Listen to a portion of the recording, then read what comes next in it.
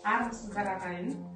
Ұлыстың ұлы күні мерекесі қарсаңында Нұр-Сұлтан қаласындағы халықаралық мектептің бастауыш сыныптарына ағылшын тілінен беретін мұғалімдер бірлестігі қасиетті сусынымыз наурыз көжені қалай пісіретінімізді сіздермен бөліспекші.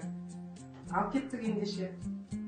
Қазір сіздердің алдарыңызда наурыз көженің құрамы көрсетілген дастарханымызда. Жалпы наурыз көженің мәні, мағынасына келетін болсақ, оның қоғамдық, әлеуметтік, медициналық мағынасы өте зор. Себебі бұрын ата-бабаларымыз қыстан шығып, жуанның жіңішкеріп, жіңішкенің үзілетін кез деп атаған кез дәл осы наурыз мерекесі қарсаңындағы кезең. Адамдар шаршап, шалдығып, әртүрлі аурулардан өтіп шыққан кезде халықтың бойына дәрумендер беру үшін, оларды ас адамның арқауы деп қолдау көрсетіп, олардың денсаулықтарына көмекші болу үшін осы біздің қасиетті сусынымызды, наурыз көжені пісіріп, арнайы бірнеше күн тойлап, халыққа наурыз көже ішкізген. Бұл өте дәруменді, өте қасиетті сусын. Қазір біз осы сусынды біздің бірлестігіміз қалай әзірлейтінін сіздерге көрсеткіміз келеді. Жалпы қазақтың жері байтақ, өте үлкен өңірлер арасында әртүрлі наурыз көже пісірудің рецептілері көп. Жалпы негізгі құрамы оның 7 түрлі дәмнен тұру керек деп айтылады. Бұрынғы кезде бидай, тары салынған, оңтүстік өңірлерде мейіз, өрік салынатыны белгілі. Біздер қазір біздің көрсетейін деп отырғанымыз мінекей мына дәмдер міндетті түрде ақ болу керек. Мінекей айран, дәнді дақылдардан 3 түрін қоспақшымыз: күріш, арпа және қарақұмық дейміз, орысша гречка деп атаймыз.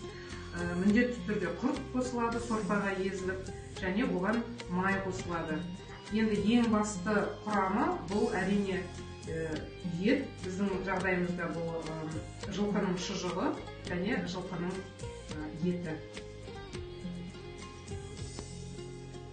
Мінекей наурыз көжемізге арнап салынған етіміз пісіп жақындап қалды.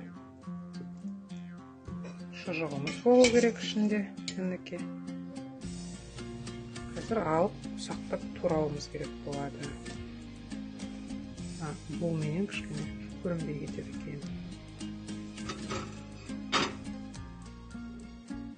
Мінекей етіміз пісті. Етті шығарып, қазір ұсақтап тураймыз.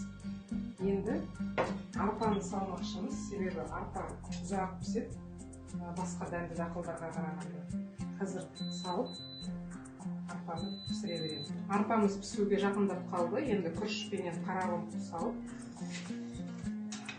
ол дәнді дақылдар тез пісетін дақылдар болғандықтан оларды соңғы жағына салып жатырмыз.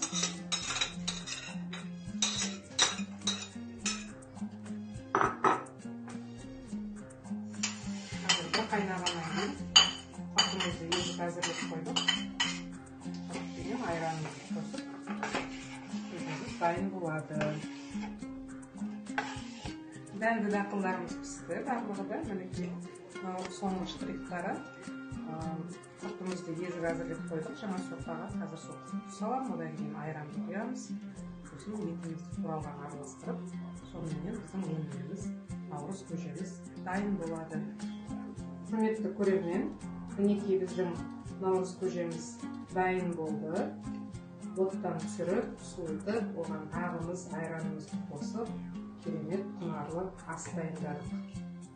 Осы наурыз көжені дайындау үшін біздің бірлестігіміз бір күн уақытын жіберді.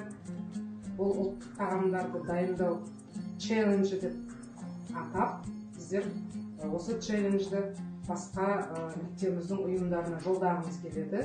Атап айтатын болсақ, бұл мектеп әкімшілігі, ассистенттер корпусы және негізгі мектептегі тілдерді оқыту әдістемелік бірлестіктеріне осы ұлттық тағамдарды дайындау челленджін жолдаймыз.